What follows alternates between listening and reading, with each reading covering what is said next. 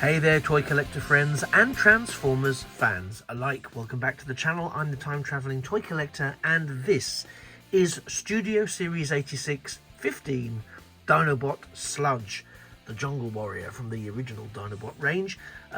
Here, as ever, reimagined by Takara Tomy and Hasbro as part of their Transformers Generations range, particularly the subline plot of Studio Series, that 86 range, looking at those figures as they appeared in the 86 animated movie, and a fantastic job they've been doing so far.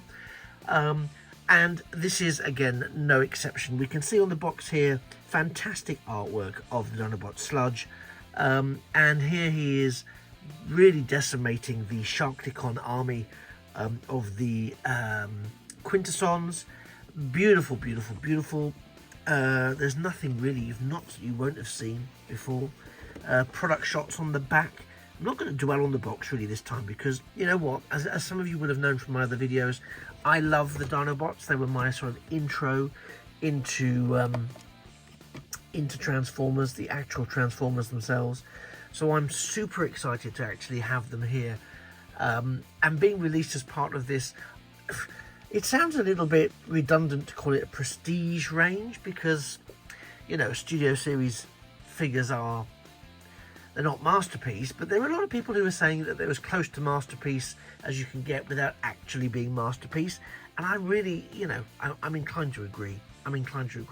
You'll see here I've already taken out the Studio Series backdrop, which I'm just going to check on the box exactly which one they're calling it. Yeah, this is the Mockery of Justice sequence, where the Dinobots storm the planet, I think Quintessa, to rescue Cup and Hot Rod and Wheelie and anyone else they can get their hands on. But this is Sludge. I mean, if you've seen classic Sludge G1, I know there have been other editions of Sludge through time, and all the Dinobots through time, but for me, I was collecting at the time of G1 because I was playing with G1.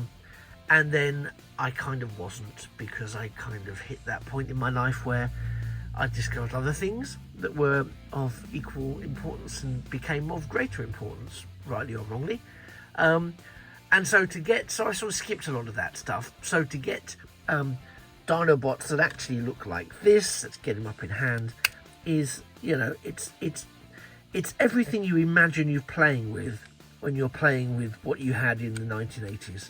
And what you had in the 1980s was, let's be honest, a bit blocky, a bit chunky. To be honest, I did find most of the Dinobots had an articulation that was unusual in terms of the level and quality, far superior to many of their standard Autobot colleagues, and of course some of the Decepticons, who, let's be honest, struggle to have knees, let alone elbows and shoulders and hips. So, you know, I think what we have here, along with his nice gun, yes, we do have no sword, which I know a lot of people are complaining about, and I understand why. But I believe there are some upgrade kits out there for people to explore and examine, which may be able to help you out with some of that. For me, the core figure is absolutely just marvellous. I think we get a range of articulation that, again, as children, we could only hope for back in the 80s. With the hips, you've got toe and ankle articulation. I know it's all there partially for supporting transformation, but it's great. We've got shoulders, you know, we've got elbows, we've got wrist articulation. This is all stuff that we dreamt of back in the 80s. So sorry to go on about it, but it really, really is. So to see these Dinobots repackaged and re-released as part of the Studio Series 86 range, I'm very much here for that. I'm very, very much here for that. On the original version, G1, this lifted up because I think it was its Diaclone heritage. This was like a capsule or a cockpit for people who would be steering the Dinobots as some kind of vehicle. But yeah, in this iteration, it's really just there for effect. It doesn't actually open up as part of Sludge's form, and that's fine. It's, you know, they've kept it there, so it still looks true to itself. And there's plenty of other articulation, as I say. And what I really love is that it's super compatible with his colleagues. They've addressed a lot of the scaling issues that we had back in G1. and I know that there's a lot of stuff throughout the Studio Series range and the Transformers mainline ranges, but I'm really just committing, and I pick up other pieces along the way, don't get me wrong, I am doing that, but I've really committed to the Studio Series 86 range.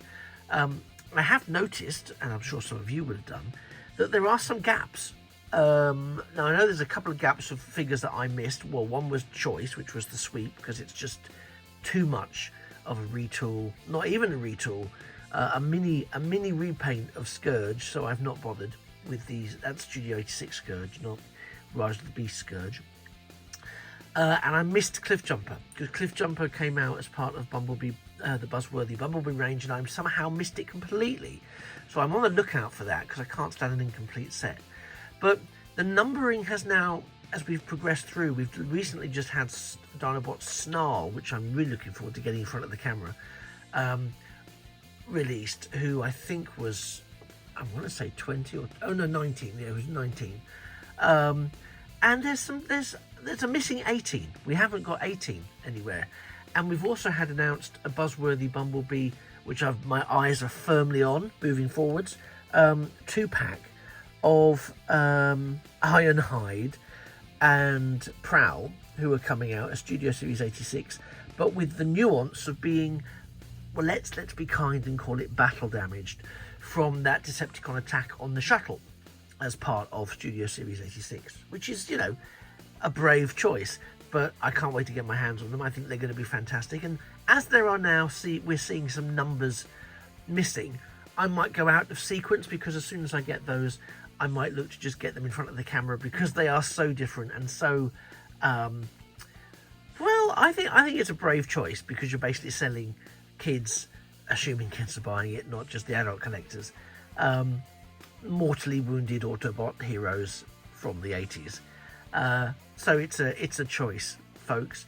But again, we know Studio Series 86, Ironhide in his I was going to say undead mode, not to suggest he's a zombie, but in his actual form, and I hope this means that we're going to get a Prowl in his actual Studio Series 86 form, where he hasn't been shot to bits by Starscream and Megatron. Anyway, all of that's for the future. Let's come into this, and you probably have been, but you know, it's a beautiful head sculpt there that we're getting for our friend Sludge here. And I think they've done a really excellent job. Bring him in a little bit more. Maybe I can zoom in a tad without causing too much grief. There we go. It's a really lovely head sculpt. And it's in keeping, with all of the wonderful head sculpts that we've seen of the Dinobots, but also the physical sculpt. You can see there's all the panel working, the body detailing, the arms, legs, the torso, the hips, the thighs, the inner legs. I mean, I love that there's literally no hollowing here. And I guess, you know, it's a leader class, so we would expect that there isn't. But, you know, it's the engineering that's packed into the legs that really, I think, for me, elevates these figures. And I know for many others too, really elevates these figures in terms of just how poseable they are, how engaging they are, how great they are when it comes to toy photography, you know. So let me just zoom out a little bit more so I can get a little bit of an up and down pan on this guy, because it's terrific, you know. I mean, just look at the quality there of the sculpt work, the build, and I think they do an amazing job. And you know, as I've said before, huge fan of the Dinobots. They were one of my core reasons for actually starting to even collect the original Transformers that I did collect. Oops. So yeah, for me, this is you know, top tier, and I can't wait for Snarl and I can't wait for Swoop to complete this set. And already looking to the future, I'm wondering what the next set's going to be, and I really know deep in my heart what I want it to be, because you know, what I want it to be is the Studio Series 86 Constructicons. I'm just imagining what that would look like, and I think it would be absolutely amazing, especially based on the fact we've just had the Legacy Stunticons completed. So for me, it's a no-brainer, and I think they'll do an absolutely sterling job. So we've seen him in robot mode and beautiful he looks. So let's take a couple of seconds to transform him up into Dinobot mode. And here he is, all nicely transformed up into his Brontosaurus mode. And okay, again, the reasons I don't do the transformations on camera like so many excellent people with their tutorials do is because I can't do the tutorials, because I panic too much about some of the transformations. And I shouldn't. I should trust myself and my experience, because this was a very straightforward very clever, some nice nuanced bits, some homage to the original and some excellent additional engineering that really elevates this, you know, into the leader class that it is. But again, aspects of it where I think it's probably me, but I don't think that the illustrations are always as clear. A lot of people say how clear the illustrations are, and it might be me trying to do it too fast or whatever. But there's some elements around the chest and the legs swapping around that I didn't perhaps follow properly, or just wasn't clear enough for me. So I got myself into a bit of a quandary. However, once you get past a certain point, which is around those legs, you do find yourself very quickly being able to do it all quite intuitively. And again, it's well worth it, because he is a phenomenal dinosaur mode. I mean, Brontosaurus, you've got this wonderful tail. Everything's filled out everything that's visible is filled out. We do have a bit of a cavity under there, but again, if you're wandering around in Brontosaurus mode, no one's going to be looking at your cavities, so hold on to that thought. He doesn't fit at all in any way, shape or form onto his display base, so that's a little bit of a shame, but he's absolutely fine otherwise. You can stand in front of it. We do have head articulation here, which is nice.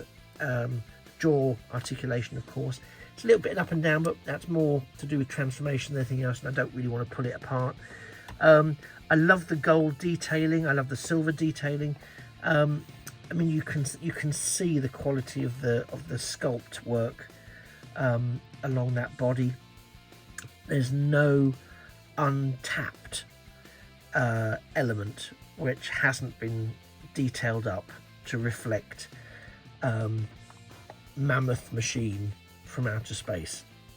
So I think it's a beautiful rendition of this figure, and as I say, as someone that lived, breathed and slept G1 Transformers back in the 80s, this is the sludge that we imagined we had, just like the others. I mean, again, don't get me wrong, I think they were some of the best articulated figures of their time, but this is something else. So let me just come in a bit and zoom along the paneling here, just so you can have a really good look at all of that. So his humps are there. You can see some of it's not pegged in quite as much as we probably would have liked it to be. The leg detailing is brilliant. Some really great engineering in here. So if you've not been fortunate enough to collect one of these just yet, I would definitely urge you to get one as soon as you're in a position to do so, because I think they really are a wonderful figure, and you know, I think well worth the price point. And I'm already seeing some places that are discounting them. They've been out for, you know, quite a few months now, but I see some places are discounting them, and it's worth checking out some of the, and I'm not talking about secondary market retailers or online auction sites, for example, but actually some of your like in-demand toys, for example, here in the UK, do a sterling job of reducing the cost of these.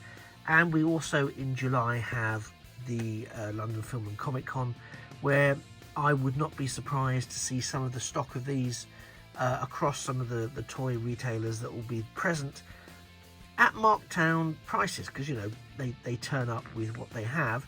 They do not want to be taking it away with them. That's just absolutely standard practice. So I highly rate this. I think that the personality shines through. I know there's an upgrade kit that includes the googly eyes for when he gets I think bashed by Devastator in the movie, but I think this is I think there's just so much to love about this. All of these characters, but the Dinobots in particular, will always hold a special place in my heart. So if it holds a special place in your heart and you found these last 10 or 15 minutes interesting, valuable, you think, oh, I'm definitely going to go and get these Dinobots now, I'm going to try and get them at retail or discount prices or whatever, then that's great. If you've kind of gone, you know what, this isn't for me, I'm going to sit this one out, that's fair enough too, because then, you know, either way you've been able to make an informed decision, and that's great. That's one of the reasons I like to do these. Anyway, thank you, as I say, for spending the last 15 or so minutes with me. You have been a wonderful audience. I've been the time-travelling toy collector, and this has been the Dinobot Sludge, finally up and part of the ranks of my Studio Series 86 Dinobots. I mentioned the Constructicons earlier, possibly being the first combiner team to appear in Studio Series 86.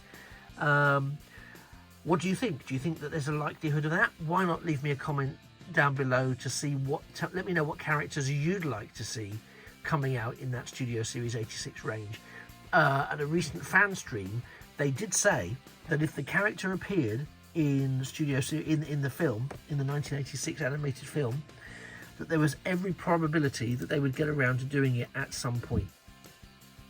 So what do we think? What do we want to see? There's a few characters that have come out as part of the War for Cybertron range, to be fair, that I thought might be more likely to turn up in Studio Series 86, and I'm including Blaster in my thinking around that. But I wonder whether we'll see a retooled version of Blaster, because we're getting Frenzy, we'll probably get Rumble, or we've got Rumble, we'll probably get Frenzy. I can't remember which way it ran. It's one thing remembering which colour scheme it is, now I can't remember which one we've had. So I wonder if we're going to see more of the cassettes, Decepticon and Autobot cassettes being released, and of course Studio Series 86 Soundwave and Blaster to accompany them. That could be quite exciting. What do we think? What do we think we want to see from Studio Series 86 moving forwards? Bearing in mind we've now got these battle damage figures, and we're going to see a whole range of our favourites in their battle damaged mode. Who knows? Anyway, I'll leave you with some shots of Sludge in his natural environments. Once again, thanks very much for watching. You've been an absolute star. Do please like the video. Do please subscribe to the video. You never know what you're going to come up with. You're going to come across next in the video or the various channels I've got here. And it leaves me just one last thing to say, which is, of course, that a thing of beauty, which I really think Sludge is, truly is a toy forever. Take care, and I'll see you in the next video. Bye-bye for now.